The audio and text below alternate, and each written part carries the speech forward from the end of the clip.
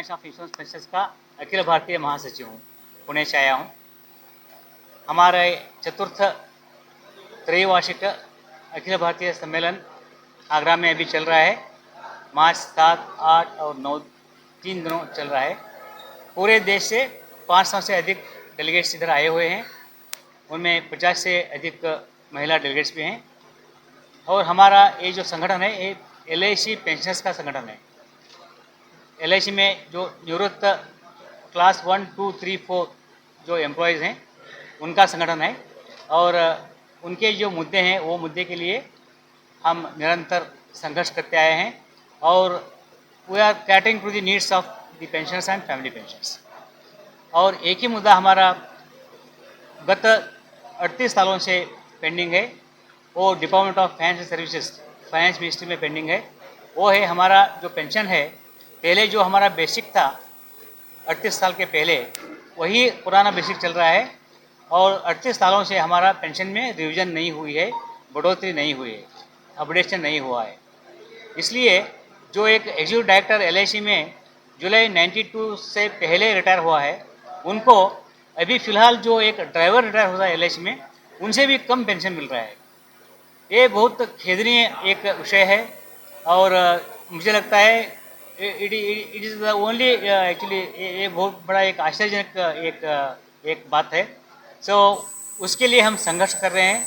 हमारा जो राष्ट्रीय संगठन है भारतीय मजदूर संघ, वो रिकॉग्नाइज यूनियन है बाय गवर्नमेंट ऑफ इंडिया। उनके जरिए हम फाइनेंस मिनिस्ट्री में लगातार दबाव डाल रहे हैं। और 10 अक्टूबर 2024 को हमारा डेलीगेशन मैडम सीतारामन जी को मिला था और उसमें ये मुद्दे के बारे में हमने चर्चा की और मैडम ने सकारात्मक प्रतिक्रिया दी है। और नीचे जो सेक्रेटरी DFS है, जो बैंकिंग और इंश्योरेंस सेक्टर का इंचार्ज है सेक्रेटरी नागराजू, उनको उन्होंने शायद आदेश दिया है कि इसके बारे में आप कुछ करो। सो कुछ तो हलचल हो रहा है, लेकिन ये मुद्दा इतना गंभीर है कि इसको हल मिलने तक हम कोई कसर नहीं छोड़ेंगे, हम चुप नहीं बैठेंगे। इसमें हम निर्धार करने वाले हैं। National Organization of Insurance Pensioners. We have assembled here in Agra to have our All India Triennial Conference.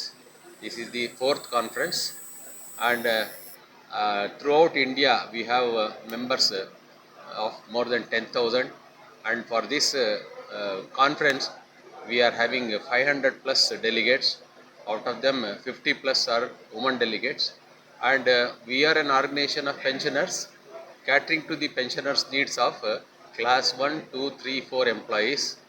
And our main demand right now is the updation of pension.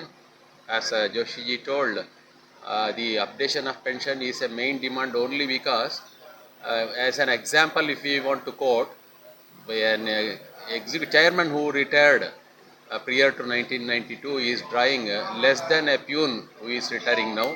This is the greatest anomaly, and it is said that it is the anomaly, greatest anomaly of the earth. So on this ground we are fighting for this. And in the recent past, in October, we met Finance Minister Srimati Seetharaman, and she has also assured that she will take care. And through this conference, we urge the central government to consider our revision of pension at the earliest and square off this anomaly present here.